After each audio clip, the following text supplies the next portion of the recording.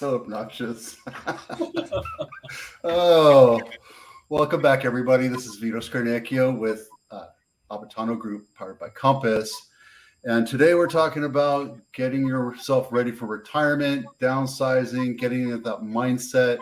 Even if you're 20, 25 years old, I had my parents, my uncles, my older friends tell me, hey, you really need to buckle down and get ready for retirement. And here I am, a couple decades later, trying to figure out, where I am. And I've been situated over the last few years, but I didn't pack away the nuts and acorns like I should have when I was younger. And that's really what I want to talk about.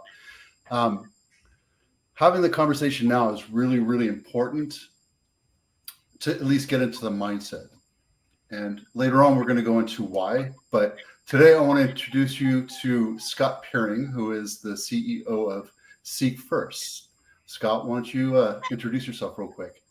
Yeah, thanks. Good to be here. It's Yeah.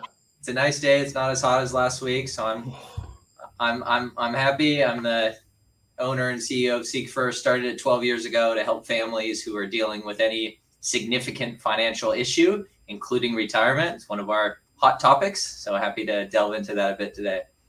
Right. And you live here in the Silicon Valley. Yep, live in Campbell with my wife, and we have two twin boys who are 6, and Campbell Little League. We were just talking about that. So We were.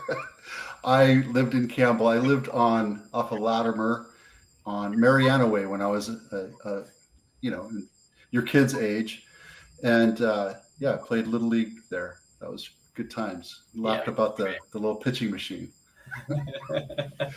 So, Scott, break it down for me. What exactly do you do, and kind of explain for our audience what services you offer? Yeah, so we help when a family is dealing with any significant financial issue, is how we call it. So it could be anything. It could be a tax question. It could be planning for retirement. It could be getting your wills and trust updated. It could be helping a son open a Roth IRA. Really, any financial issue, we're the ones. I call it financial therapy because oftentimes it's getting both spouses on the same page. It's like goes into counseling, therapy mode. So that's what we do on the front end, and on the back end, depending on what the families need, we provide comprehensive financial solutions. So we plan and file taxes, we manage investments, we help with 401ks, we help with wills and trusts, we help with insurance solutions. So we can really one-stop shop, deliver whatever they need, but it all starts with the initial conversation, which is some of what I think we're going to get into today. Right. So you take care of everything, right? Like I have an accountant and I have a financial advisor and I also have a trust lawyer that helped me set up my estate, right? The whole 9 yards. And now you're saying you can come in and you offer those services all together, and you work with lawyers, I would gather, correct? Exactly. So we have a robust team of, accountants, investment advisor, lawyers, insurance folks, and certified financial planners to provide wraparound services. But the cool thing is most families come in with other existing relationships already, and we don't need to replace everyone. It's a matter of just having a comprehensive overarching plan, which is what most folks are lacking. I can't tell you how many times folks come into my office and they say, hey, I have a CPA who's pretty good. I have my college buddy who's managing my money, but they don't really talk to each other. They're at different firms with different agendas and different demands on their time. So we're able to provide a team approach that's pretty unique. Right. And you can attribute it to the difference between tactical versus strategic. Exactly. Right? So when I go to my guys, I have to go to them individually versus you're like, well, what if you did something like this? So you can get maybe a 20% bigger return, or, have a more strategic 500-foot view look on what's going on. Exactly. Especially with something like retirement or saving on taxes. Those are big, hairy issues that you want to have a strategic view on. You don't just want to jump right into tactics. Right. Change levers. Yeah. Because they're complicated. There's lots of items under that. Right. So if I was to send you to talk to my guy, Patrick, who's been on our show before, who's my financial advisor. He's also a sergeant first class in the Army Reserves, does intelligence, all that stuff. So, we have that military camaraderie thing going on too. He's a really good guy. You would work with him as well strategically to say, hey, this is where we are. This is what we're looking at overarchingly. Exactly. Yep. Yeah. Our advice kind of sits on top of other advisors' advice. So it's all good. We work together. Yep. Got it. So do you focus mostly on retirement, or do you also help with passive income investing and all that other stuff? Yes, we do if it's important to the clients. So it's almost everyone wants to have the retirement conversation. And then some percentage of them, they want passive real estate or other income or private placements, or they want to open a business, or they're moving out of state, and we work with whatever's important to them. So that's all fleshed out in the first meeting to figure out, what are their goals, what's important to them in this season, and then how we can support that. Right. I have a lot of people moving out of state, right? And then that whole concept or that conversation of having a trust is totally different, because you can't really advise on what's going on in Oklahoma or Texas because we don't really know the laws or strategies that are used in place there. Yes. You need a local attorney in the state to make sure you're compliant and up to speed with everything there. Right. Yep. Right. And then you still manage the financial advising, which is more retirement account, IRA, right? Yep. And that's what you are. That's your bailiwick. Yes. It's heavy on that. It's heavy on college planning and then other goal planning that's relevant to them. Got it. So last week, I sat down with my veterans group at San Jose State, and it's a growing thing, right? It's just this big, huge growing concern. Myself and another Marine who does lending go in and talk about the VA loan and how to house hack and how to get into your first house, because living here in California is super expensive, right? As a matter of fact, only 16% of the residents in Santa Clara County can afford to buy a house right now. That's 1/6, right? So affordability is a huge thing. And when you have a VA loan and you can afford the payments, you don't really have to have the down payment, although it's smart. And you can have a down payment because it helps with lowering your monthly payment. So there's all sorts of stuff. While I was there, we were talking about all these different strategies. And one of the fellows that support the VRC, the Veterans Resource Center, is also the president of the faculty. And then later on, he asked me if I'd be interested in talking greater position of, how to do it strategically for the faculty and possibly even eventually other students too, because, this is just the beginning, right? When you buy your first home, you really realize how much equity and wealth you can build out of being a homeowner versus a renter. And then you do it over and over again, even if you do one house every 5 to 10 years or a duplex, what have you, you can really build some equity that way on top of the program that you put in place, which is it's passive investing in the stock market, correct? Yep, exactly. So yeah, we have a lot more to talk about. Yeah. A lot more. But that's a good point, and that's what I like about having my own shop and being independent. It doesn't need to be stock market heavy. We have many clients that are real estate heavy, and they have absolutely crushed it in the real estate market. So none of us would go and say, hey, sell all that and stick it in a 401k. That just doesn't make sense. We're able to give that advice with what they're already great at in real estate. You can't argue the returns in the last 20 years of that. It's a huge boon right now, right? And it depends on who you ask. It depends on, and within my talks, I always say that we have the Pollyannas and then we have the Chicken Littles. And Pollyanna's like, everything's great, don't worry about the rate. And then we have the Chicken Littles saying the sky's falling. So, my perception of this is that it doesn't matter where you go right now. If you need to buy a house, this is a good time to buy a house, because 70 to 80% of the buyers have exited the market because they're sitting on the fence saying, I don't know what's going to go on.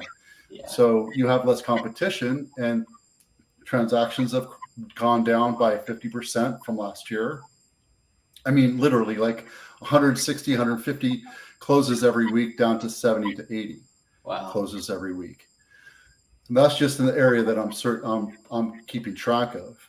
So that means for buyers and even investors, they shouldn't be afraid of the higher rates or if the market crashes, because now you can take advantage of lower prices. You can ask for concessions and repairs and rate buy down, all this other stuff, which we talk about routinely in our Wednesday talk. So, if you have a client that wants to learn more about that, I invite them to come and watch. It doesn't cost anything. It's just more informative, and it's more of an opinion piece and asking people to chime in with their opinions as well. Great. Yeah. So you've been in business for 12 years. You must have some pretty good stories about helping people. Yeah, there's a lot. As I was thinking which one to share, I had one in mind, and then a couple was in this morning that it was a different one, and I thought, boy, which one should I share? But I'll stick with the original. So recently, a couple came in. They were introduced to me from a friend. He works at a big tech company, which we've all heard about, but I won't disclose all the specifics. 56 years old, comes in, and he says, "I'm ready to retire, Scott. I got to get out.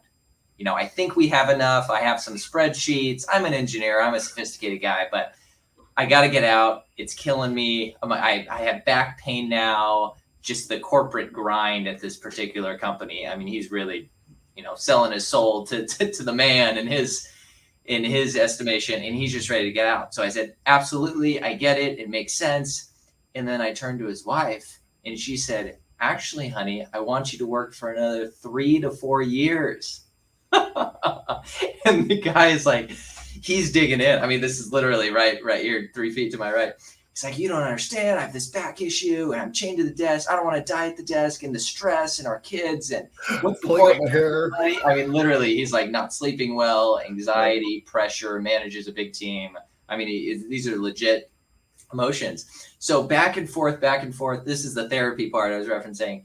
I finally get him to agree on a shared goal, because she admitted that she had some fear and some scarcity mentality based on the way she was raised, right? And to be fair to her, they never thought they'd be in this position in their mid-50s. I mean, they're fortunate. He's been with this company for a while. So she had to wrap her head around, okay, what's this going to look like?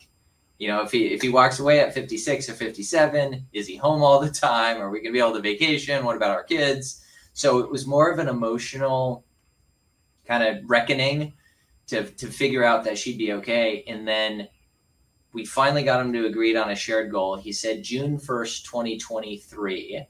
So just about 9 months away. I was able to confirm all the numbers that they are indeed on track. We talked about exactly how much he has, how much he's going to live on, Social Security, all those optimizations. And it was huge for them. So I can't tell you enough about kind of the breakthrough in a 1-hour meeting, getting it all on paper, getting aligned with your spouse, writing it down in a new way that, most couples haven't experienced. It was just really big for them. So that's truly awesome. Story. Yeah. But man, there is a major need for our services these days. There's no shortage of financial questions or concerns. Right. And it's huge, right? Because you're like, well, what do you want to do? What are you going to do? Are you just going to sit on the couch? And I know this person that I'm describing and watch Fox News and yell at the TV all day long. And are you gonna go out and exercise? Are you gonna go down to the store and hang out with your friends at the coffee shop? Are you gonna go fishing, or what are you gonna do with yourself when you retire? What does that look like too, right? Because you have to that's like the light at the end of the tunnel, but you also have to have that conversation with your spouse or better half and say, what does that look like together, and where would it be, and what does it look like? And my marching orders is we are going to move out of state, more than likely. My marching orders is to find a house that's close to like a downtown Main Street, like Willow Glen. That's walking distance, half a mile. So my wife could go to the coffee shop and hang out with her friends. Doesn't matter what the house looks like. Doesn't matter where it is. That's what she wants. So those are your marching orders from her. Right. Yeah. Right. Okay. So when I present a house to her for a different city that I might be looking at, it's like, well, where's the coffee shop? It's not a restaurant or something. It's like she wants like Campbell, downtown Campbell. Yeah. right? Who wouldn't want to live walking distance to something like that? Yeah. Yeah. And you're blessed because you live that close, right? I mean, it might not be super walking distance. Yeah. But I have to get in a car and drive 15, 20 minutes to get to Campbell. Yeah. And I love going to Campbell because it's a great town. Yeah. So yeah. So you're right on. There's a push and a pull with any of this planning, right? So push is he wants to get out of his corporate gig. But the question is, what's the pull? What are you going to be doing? Do the kids and grandkids want to see you that much? You know, what's a realistic? How many times can you play golf? Are you serving at church or a charity? So we do help him uncover that, because it's a discovery process and it's not quick to figure out, okay, what does my ideal week look like when I no longer have this obligation that I've been doing for over 30 years. Right. And two things. One, I'm right behind him. I have that same mindset. I don't think I'll ever retire. I did play my hand in corporate America for quite a while, but I'm just too much of an entrepreneur to deal with, you know, superior people or manager types. So yeah, you know, I'm at that mindset of I want to retire, not retire, but get away from the daily grind, get away from, you know, Kiyosaki calls it the rat race, right? Yeah. I would love to be able to do that. So I have a team that I'm building here for real estate. I just hired my 9th agent. We have a project manager in place to help get your house ready to sell. I have a huge team in place ready to support you in selling your house. And, you know, I'm getting to the point. I'm not ready right now because I don't know if I could trust any one of them to do my transactions because I'm a control freak. I'm getting to that point where I'm going to have to just let go, right? And that's, if you're an entrepreneur or business owner, you have to kind of get into that mindset. I know people that just shut down their businesses. They're like, I'm done. And you're like, you know, you can sell your business off on the secondary market. They're like, no, I never even thought about it. I worked for my business for 35 years. And I didn't even think to sell it. Wow. Crazy. So, and then the second thing, you and I started talking about Beautiful Day a while back, and that's coming up. It's coming up in 3 weeks. Yeah. October 8th and 9th. 8th and 9th, you have 3 weeks out.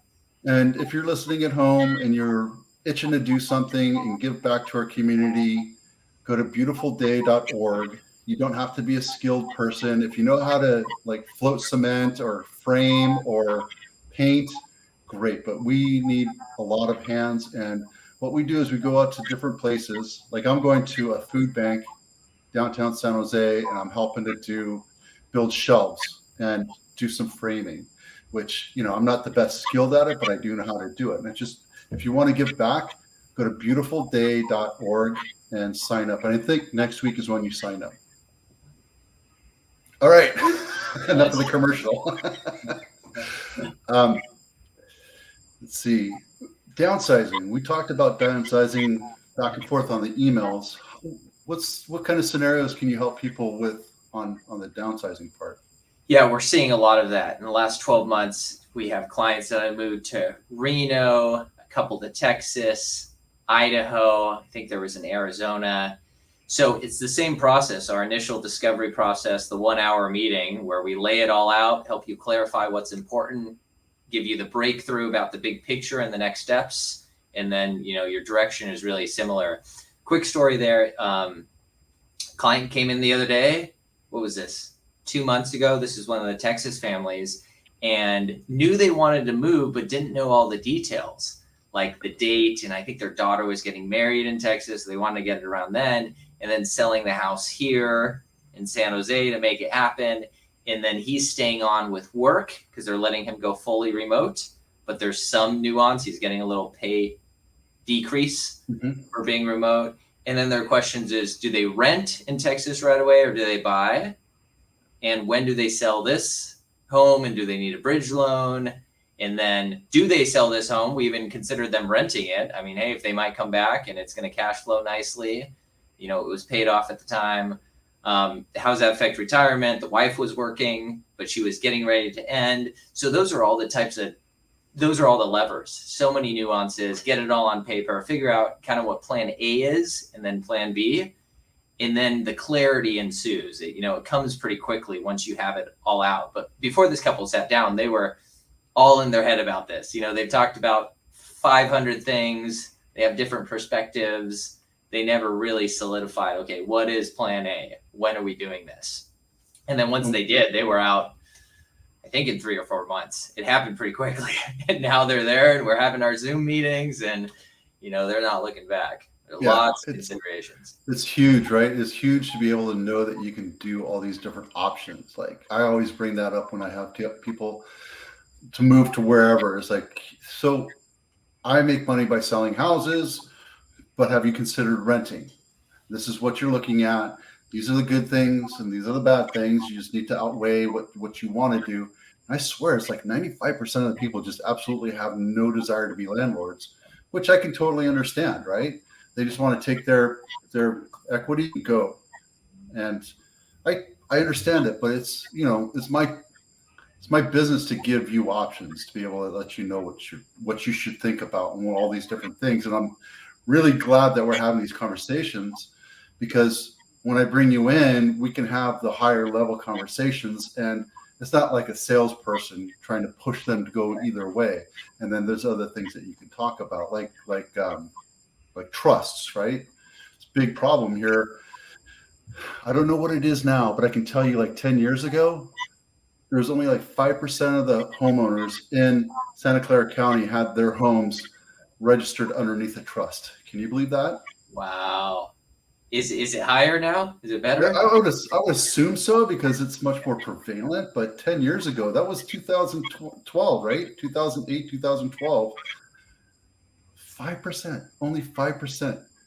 And, I'm dealing with 3 situations right now, 3 different homes that I'm selling for different people. And one lady does not have a trust and she's spiraling a little bit, which is sad, but I'm like pushing the kids, the children, get the house into trust now, get the house into trust now.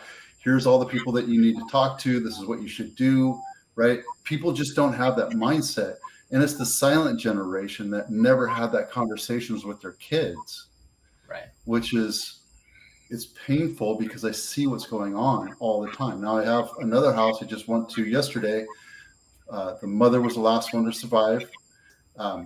And the siblings are now taking care of it, and it was under a trust, but it wasn't very well thought out. It wasn't completely, this is what I want to do with these things, and I want you to do this. And there wasn't a complete estate plan within it. So there's a lot of different things you have to think about. And the worst thing is, if you die today and you go into probate, that's just going to make it so not horrible financially, but just think about if you die today and your 2 boys had to deal with, your 2 boys are 6, right? But if my parents died today and they didn't have their house in a trust, and I had to go through probate, that was just one more painful thing that I would have to deal with. And so many unknowns. And there's this cloud of remorse and sadness and all that other stuff that you have to deal with. Why not just pony up and get that trust? For sure. And with probate, you only learn that lesson once. I mean, you go through that once with a family member or an aunt or uncle, and you see what a disaster the court process is. It takes 1 to 2 years. It's not transparent. It's not in your control. It costs a lot. You go through that once, you're happy to pay a lawyer. It's like, oh, how much is a trust? $4,000? Let's do it. Let's knock it out. It's so much better than. Yeah. I have corporations and LLCs and all that. So mine costs quite a bit more. But a quick tale, my wife's mom had early onset Alzheimer's and dementia, and my wife's grandfather, same lineage, had Alzheimer's or dementia, and he was 86. He survived the Battle of Okinawa. He was in the Navy. Great guy. He was so active. He would ride his bike in the Reading sun like 20 miles every day. Just crazy guy, right? He would ballroom dance and bowl, and he had his hips replaced a couple times, his knees replaced, and he was just completely this unstoppable force. He survived 3 wives. Wow. And then Donna, who I think died around 60, She, didn't have to do anything. She didn't really have she had a hard life, right? I mean, it wasn't like, but it wasn't like, you had to go to war and what have you. So anyway, she had early onset Alzheimer's and dementia, and they did not have a trust in their family my father-in-law, mother-in-law did not have a trust. Percy did, the grandfather did. And just to compare and contrast, it didn't financially ruin them or my father-in-law, but it made it really, really difficult to figure out how to just go through it. And there was definitely a financial setback, right? And with a trust, and I have many, many videos on this, right? As to why you should get one. But with him, it was very clear cut. It was like, this is what I want you to do with my body. This is what I want you to do with the house. This is what I want you to do with all my stuff. And it was very easy to lay out. So I'm just really grateful that we learned so much from that. And ever since that, I've been very, I guess, evangelical and very talkative about why you should get a trust. Right. Yeah. So. Yeah, that's a big one. In our first meeting, it's one of the questions we asked. Do you have a trust? And if you don't, we have the resources on our team to make that happen easily, right? Actually, later today, I have a trust signing meeting with a client where they're getting everything inked and notarized and signed, and trust, healthcare directive, power of attorney, wills, the whole shebang. Right. We get it done in about a month. So Scott, let me ask you this. If somebody's watching this and they want to get a hold of you, what's the next step for them? Yeah, best is to go to the website, seekfirstinc.com. So seek, FIRSTINC.com. There's a contact us page there. We offer the complimentary 1-hour meeting, this financial breakthrough therapy session I'm referencing, to kind of lay it all out, hear what's important, and see what any strategies are over that. That's all complimentary and included. And it's quite helpful for folks. Quite helpful. Again, folks walk away normally talking about how they've never had this level of clarity and the big picture, and it's not a sales or commission thing. It's just kind of therapy, consultation, coaching to see all their financial ducks in one arena and seeing what can be improved. And there's always work to be done to make it even better. Right. Well, that's great. Scott, I really appreciate all the time today. Yeah. It's been almost 30 minutes. It didn't even feel like that. I felt like we were only like 10 or 15 minutes. I was like trying to talk a little bit more. So I guess I was having fun. Yeah, definitely. Hopefully you did. And I'd love to have you back on the show again in the next couple months and just kind of check in with you and see if there's anything new that we can talk about. Excellent. Thanks for having me on. Thanks for your great work. I know you helped. You could tell, 10 client stories as well of the folks you've helped. So looking forward to hearing more of that in the future. Awesome. All right, dude. Hey, thanks a lot. We'll talk to you later. Have a good one. Bye.